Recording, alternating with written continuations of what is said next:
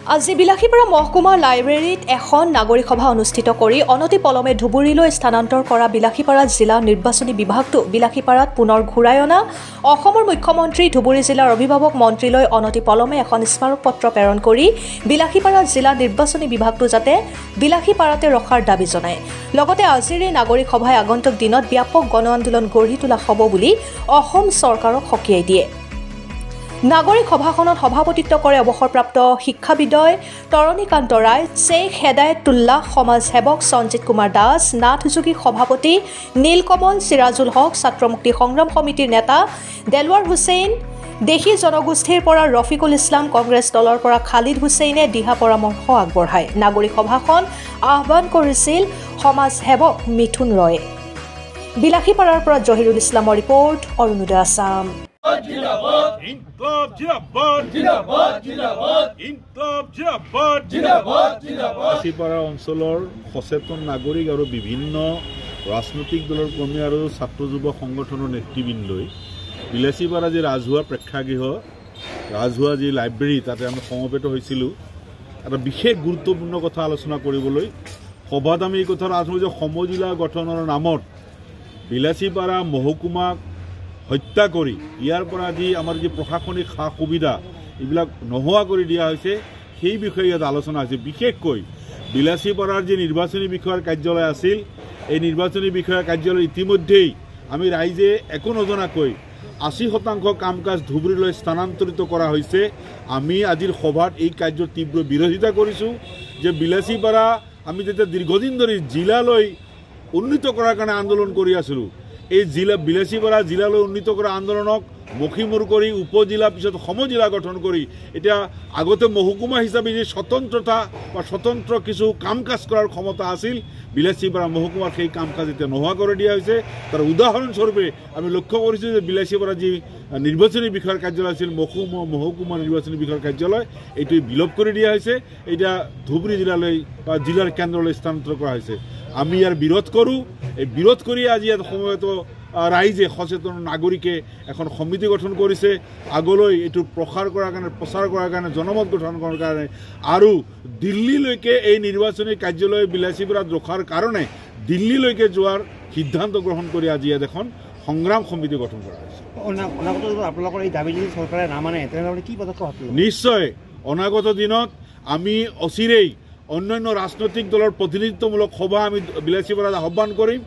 সকলো ৰাজনৈতিক বিজেপি যে চৰকাৰৰ ৰাজনৈতিক দলক আমি ইয়াত আমন্ত্ৰণ কৰিম এই কাৰণেই যে যদি বিলাসীপাৰা নিৰ্বাচনী কাৰ্যালয়টো ধুবুৰীলৈ উঠি গৈছে বা যায় গঠনৰূপে, অকল কংগ্ৰেছ, AGP, UDF বা অন্যান্য ৰাজনৈতিক দলৰ মানুহে ক্ষতিগ্ৰস্ত নহ'ব।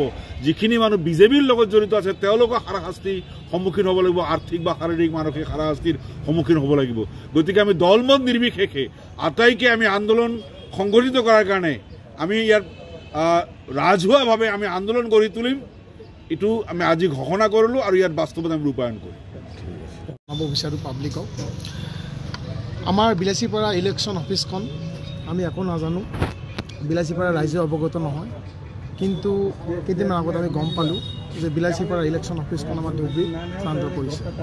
আজি বহুত বছৰ ধৰি আমাৰ বিলাসীপাৰাৰ সচেতন ব্যক্তি নাগৰিক দল সংগঠনে আন্দোলন কৰি এটা আমাৰ ডিষ্ট্ৰিক্টৰ কাৰণে আন্দোলন কৰি আহিছে। তেখেতসকলে 100 বাৰ 200 বাৰ গুৱাহাটীত যাবলগীয়া হৈছে, দিল্লী যাবলৈ কিমান কষ্ট কৰিছে। কৰাৰ পিছতে আজি সমজিলা হ'ল। সমজিলা আমি যিহেতু আমাৰ ইয়াত সমজিলা যেতিয়া পাতে তেতিয়া আমাৰ মাননীয় মন্ত্ৰী মহোদয়ে কৈছিলে যে আমি গোটেই সুবিধা সা সুবিধা ইয়াতেই পাম। কিন্তু এনেকুৱা পৰিস্থিতি এটা দেখা গৈছে যে আমাৰ ইলেকশ্যন অফিচখনে যদি ইয়াৰ পৰা গুচি যায়, কাৰণ ধুবুৰী যদি গুচি যায়, বিলাসীপাৰা ধুবুৰী 42 কিলোমিটাৰ হয়, চাপৰ চৈবাৰী বাগানৰ পৰা 90 কিলোমিটাৰ হয়। ইমান এটা ডাঙৰ বয়োজ্যেষ্ঠ মানুহ আমাৰ বিলাসীপাৰাত বসবাস কৰে আৰু চৈবাৰী চাহ বাগানৰ ইনকাম চ'ৰ্চটো কিমান আপোনালোকে চবেই গম পায়। চ' এজন মানুহ তাৰ পৰা ধুবুৰীলৈ গ'লে এটা 500 টকা 1000 টকাৰ এটা খৰচ হ'ব ডেইলি, যদি কিবা কিবি এটা কামত গ'ল। আৰু এদিনত গ'লেতো এটা কাম নহয়, টাইম লাগে। চ' ইমান বহুত সমস্যা দেখা দিব, পলিটিকেলি দেখা দিব, মানুহৰ যিবিলাক কাম কৰ্ম এইবিলাক এৰি থৈ তাতে ধুবুৰী যাবলৈকে বহুত সমস্যা দেখা দিব। কাৰণ আমি এটা ডিষ্ট্ৰিক্টৰ কাৰণে আমি আন্দোলন কৰি আছোঁ সৰুৰ পৰা। তো এতিয়া ডিষ্ট্ৰিক্ট আমি নাপালোঁ, সমজিলা পালোঁ, কমচে কম ছেটিছফেকশ্যন পাইছিলোঁ। কিন্তু এই সমজিলাৰ পৰিৱৰ্তে যদি আমাৰ ইলেকশ্যন অফিচৰ মেইন এইটো যদি ইয়াৰ পৰা গুচি যায়, আমাৰ এটা বহুত ক্ষতি হ'ব বিলাসীপাৰা ৰাইজৰ। আৰু ইয়াত কোনো ধৰণৰ যে কোনো ৰাজনৈতিক দলৰ এইবিলাক কথা নহয়, কাৰণ এইটো আমাৰ ৰাইজৰ সমস্যা মানে আমাৰ সমস্যা, আপোনাৰ মিডিয়াৰো সমস্যা, গোটেই মানুহৰ সমস্যা। আমি একত্ৰিত হৈ এটা গণ আন্দোলন, এটা ভাল সুস্থ মনে শান্তি প্ৰক্ৰিয়াত তুলি ধৰিব লাগে।